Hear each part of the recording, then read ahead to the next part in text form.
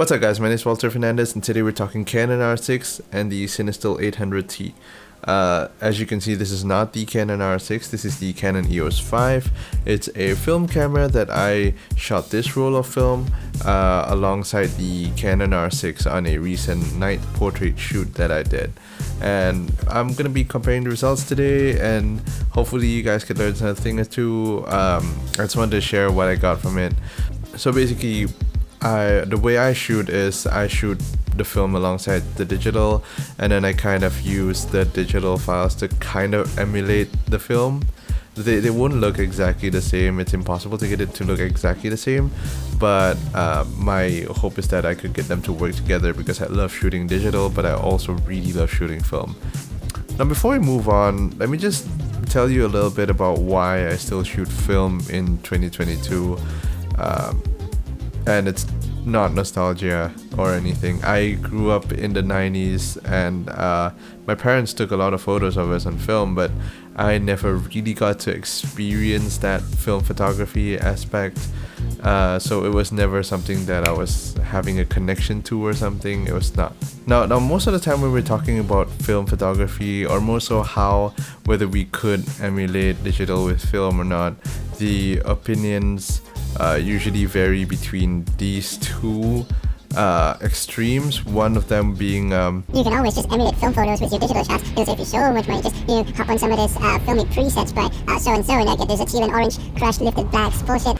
Or you have the other one, which is like, absolutely no way. Film look is magical and nostalgia and film grain is the reason I shoot film, and you can't get film colors from digital raw files because it's a certain feeling and the process and stuff, and when it comes to film you can't edit film. That kind of bullshit. My personal view on these two opinions are that they're not very well informed and they definitely tell half-truths. Film generally has more dynamic range than digitals without looking all HDR. Like, you could probably extract more information from digital files. Having the creamy highlights with that super nice highlight roll off while retaining all that contrast it's pretty much impossible on digital most of the time, even with the camera of the highest like dynamic range. The point is you might get a lot more color information from the digital files, I feel, but having the dynamic range while retaining that contrast is just something that film will have over digital probably for a while to come as well, which, you know, is not the only reason I shoot film as well, but it is a reason why it's so hard to emulate on digital cameras. And when you're talking about just like colors in general, I do believe that most film colors are you're gonna be able to emulate them with the digital shots. Most of the time you should kind of get there. It might take a little bit more skill and, you know, some experience with the software you're using for these edits, but generally I don't think it's impossible to emulate it, at least get close to it, you know. So if you guys haven't heard of this photographer slash filmmaker slash YouTuber and many more things, MAKEY, if you haven't heard of him, go check out his work. I'll leave a link in the description. His work is amazing and I love his idea behind the reason why he shoots film and digital on every shoot as well. He shoots mainly Portra 400 and 800 if I'm not mistaken, and what he does is he gets these films processed and scanned with the specific scanner that he's found to love, and then the results from there gives him kind of the look that he's going for his brand and his style. So what he does is he then goes with the digital files and kind of just edits the way to kind of emulate the film photos that he's gotten and, you know, base his style around that. So generally the reason behind him shooting both film and digital is to kind of just train his eye to be able to see how the film look actually turns out on his shoots and then kind of like develop a style from it. So his idea is pretty much the inspiration behind the reason why I still shoot film and digital today, on the fact that I want to train my eye to be able to edit the ways of the Portra 800s, the Actar 100 and the Cinestill 800T. which is the Kodak Vision 3 with the remjet removed. You can find a lot of information about this Cinestill 800T in a ton of videos made on YouTube. I haven't made one before. I'm going to link it up here and you can check it out. It's a really cool film stock and I talk about it briefly in that video. I might make another video about it soon because I feel like there's a lot of things that I learned from it again, and that was pretty much just a first look of it. Anyways, let's get into comparing the photos from the R6 and the Cinestill 800T. So here we are with the photos. The ones here on the bottom left are the ones highlighted in green are the digital shots, and then the ones on the right highlighted in blue are the film shots. So I got three looks, like three locations that kind of match. They don't match exactly. It was really hectic because I was using the same lenses and I could like switch them out and stuff, and I just lost the angle that I was like going for and stuff. So forgive me. I will make another comparison next time and it should line up a little bit better, hopefully. I probably need to get two lenses, by the way. I like shooting. I like to get like the same perspective and the same kind of like depth of field, so I try to use the same lenses. So yeah, it's a painful process though. Like I don't want to buy two Sigma 35 1.4s. I don't have that kind of money, you know. So let's take a look at the first photo here and kind of go through what let's see, let's zoom it in and let's check it out. So right off the bat, the R6 image, wait, let me show you the R6 image before processing. It looks like this. Right off the bat, it looks pretty good already. I probably raised the exposure a little bit, probably get a little bit more contrast on it, and then play around with the colors, and that would pretty much be the end of it. But I decided to kind of like match the film photo, which took a little bit of effort if I'm honest, but I feel like it's worth it. It looks really good. Obviously I couldn't get it to match like 100%, but here's the thing, like with digital files you get these kind of like, when you're using like colored LEDs, you get this kind of like overblown, it's really easy to like get this kind of overblown look on the skin, or I find it honestly a little bit more annoying on skin. It always kind of just blows it out a little bit like that, and then the color kind of just gets squished there, even though these are like you know, raw images from Canon and stuff. So and I know the argument could be made that Sony could probably do a better job, but I've tried it with Sony as well and the same thing happens. But I'm not mad about it, you know. It's not that obvious, and it's not really that bad. The overall image still looks good, but you can see how film kind of holds it up really well here. And yeah, the colors look great. And then let's check out the background. You can see like a lot of like details kind of, oh sorry, you can see a lot of these like details lost here in the digital file, whereas the film kind of has these details a little bit here. Obviously they're all like, it's a shallow depth of field, so you can't really make the words out anyways, even if it was visible. But the point is, that's just more information in the film shots here. And what I mentioned before, the contrast, you know, you can't get the same kind of contrast on like digital files, and while having that kind of like wide dynamic range. You can see all here, you're able to kind of like make it out, as in like you're able to see the actual like dots of lights, whereas this becomes just an eternal mess right here. You see that?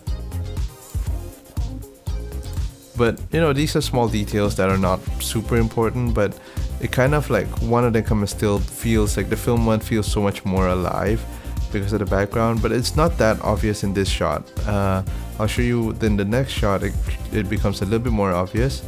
Let's see the next one. So the digital on the right and the film on the left.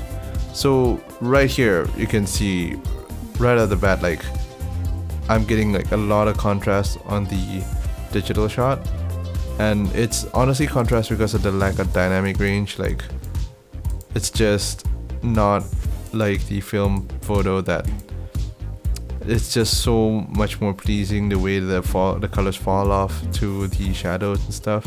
and you can tell that like there's still a lot of contrast here, and I'm trying to retain that contrast on the digitals as well. But one thing the digital excels at is the detail. Like, look at how clean this image is.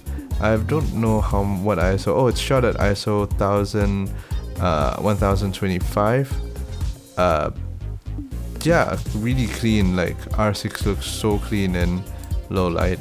I mean, you wouldn't consider 1250 a high ISO situation for the R6, but you know, like that just shows you how clean it actually still looks.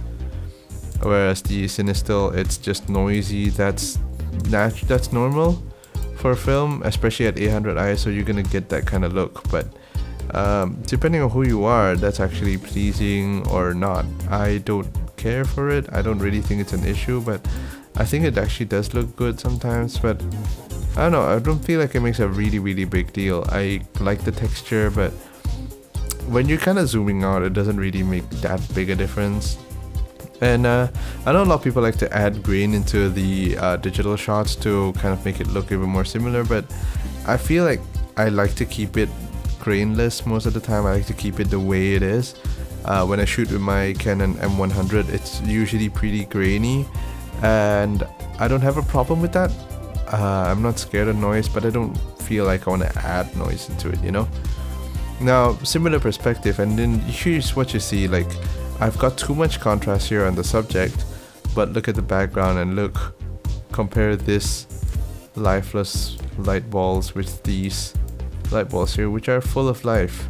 And this is exactly what I'm talking about. This is why I feel that film is retaining all that contrast with the dynamic range. Like, you can see every single thing right here.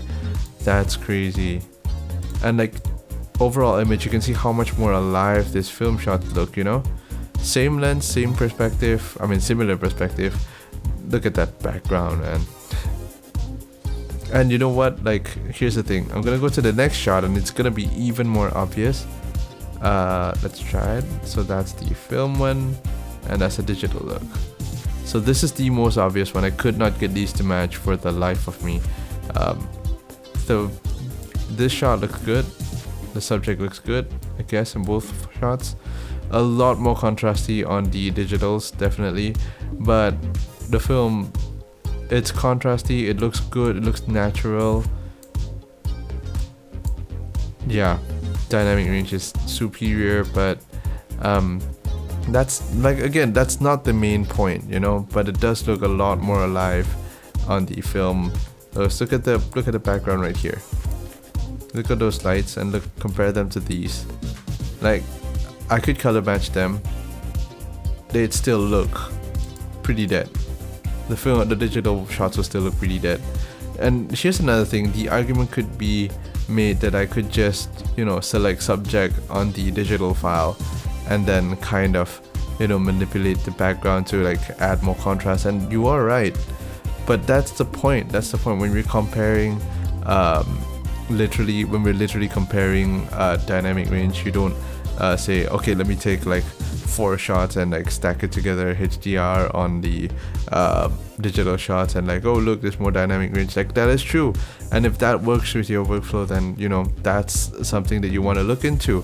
But in my workflow, what I want to get is kind of this that film-ish kind of look, which it's impossible to emulate some parts of it.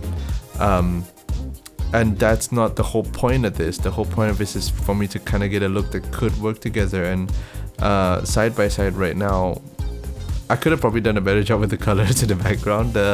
I guess the overall view, I mean, pretty much the overall like shade in the back here, like it looks a little bit more blue than this one. This looks a lot more green with some blue shadows down here. I could definitely correct that, but again, yeah, they would work together once I do that, you know.